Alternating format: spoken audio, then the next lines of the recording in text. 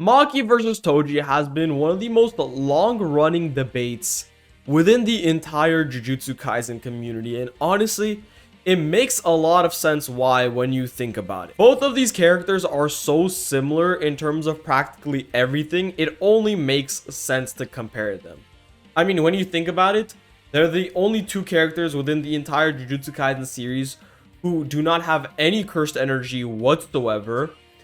They both have heavenly restrictions, which actually forbids them from using cursed energy. And they are among the most skilled fighters within the entire verse. And they are physically second to none, being the physically strongest characters within the entire series.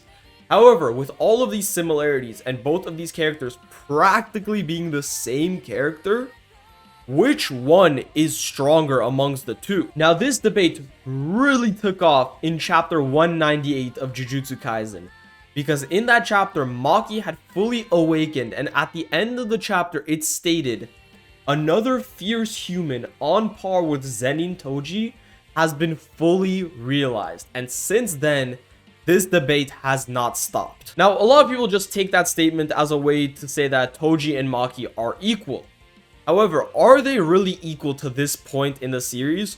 Or is one of them actually stronger than the other? You see, I'm going to be honest with you guys. Maki versus Toji is not close. And it hasn't been close for a while now. And it should never be close again. Because Maki would completely slam Toji on his neck if they were to fight. I know me saying that has upset a lot of you, but before you rush into the comments completely berating me and saying that I don't know what I'm talking about, let's analyze this real quick. So one thing I have to clarify is that we have to stop using Maki feats as Toji feats. And what I mean by this is that when the statement came out in chapter 198 stating that both Maki and Toji are equal, Toji fans use that as an opportunity to now count every single thing Maki does as something that Toji could also do. And honestly, that is the only argument Toji has to keep him on the same level as Maki. And a lot of you might be thinking, oh, this just makes complete sense when Akutami himself stated that they are equal. Yes, in chapter 198, they were equal. But you would be lying if you said that Maki has not grown stronger 50 chapters since then. Now, are there any statements indicating that Maki has gotten stronger? No, there's no clear outright statement stating that she has gotten stronger since chapter 198. However, this is where reading comprehension comes in, because we do not need outright statements to know if something is true.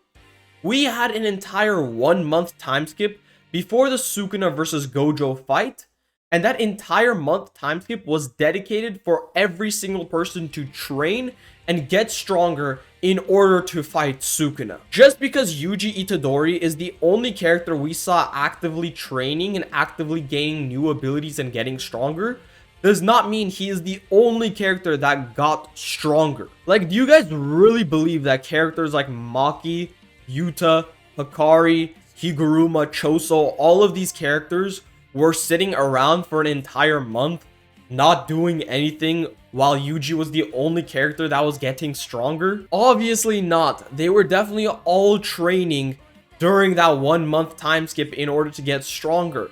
So current Maki is definitely stronger than chapter 198 Maki that was stated to be equal to Toji. So I'm sorry, but this statement from chapter 198 is no longer valid, and it's no longer a valid argument to use in order to try to prove that Toji and Maki are on the same level. Also, it's crazy that Toji doesn't have that many feats and he's still being compared to Maki. It is ridiculous to me when I think about it. Toji had to tire out a teenage Gojo who couldn't even use his infinity to its fullest extent in order to just have a chance against him.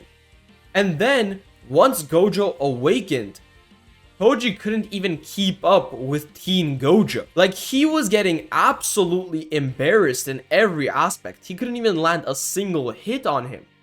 And then in Shibuya, when he reawakened, his best feat came from just completely no-diffing Dagon, which any character at this point in the series, or any top tier character I should say at this point in the series, could easily do as well. So Toji really has no feats that can be considered impressive anymore at this point in the series. Meanwhile, Maki in this latest chapter of Jujutsu Kaisen was 1v1ing 20 finger high in air Sukuna, was throwing him around and was actually doing really good against him, and was able to perceive and dodge Sukuna's world slashes, things that Gojo couldn't even do. And a lot of people will look at those insane feats that Maki performed and will just say that Toji can do that as well without having any valid evidence to back it up.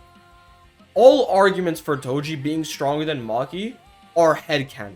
I'm sorry, it's true. Toji has no good feats that put him above Maki anymore. Any argument you make for Toji being above Maki either involves using the statement that's outdated now, where it states that Maki is equal to Toji, or you're just using basic headcanon to try to prove your point. There is one argument, actually maybe two arguments or points that you can make for Toji maybe having an upper hand against Maki in a fight. The first is that he is smarter and he's more experienced.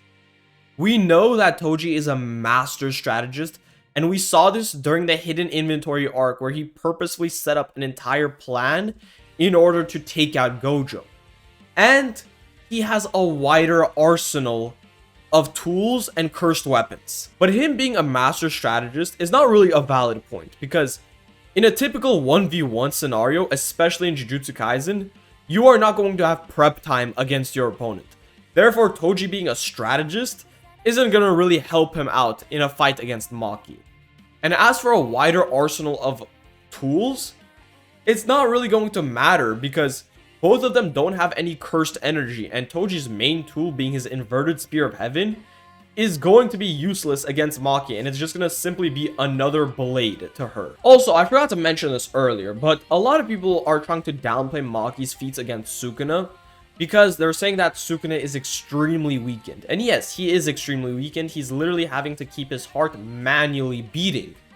However, this extremely weakened Sukuna is still stronger than every single character in Jujutsu Kaisen besides Gojo. So Sukuna being weakened or not really does not matter because Maki's feats against 20 finger Sukuna are still greater than anything that Toji has displayed so far in the entire series. So yeah, Maki versus Toji is not a close matchup anymore. It should never be a close matchup again. Yes, they were equal at a point in time, but Maki has surpassed that. It's time we stop using Toji feats as Maki feats. Toji is not growing stronger with Maki. He's done. He has no more feats anymore. Meanwhile, Maki is actively growing stronger. Anyways, with all that being said, I hope you guys enjoyed the video and make sure to like and subscribe and let me know what other videos you guys want to see in the future. I hope you guys have a great rest of your day and I'll see you guys on the next one.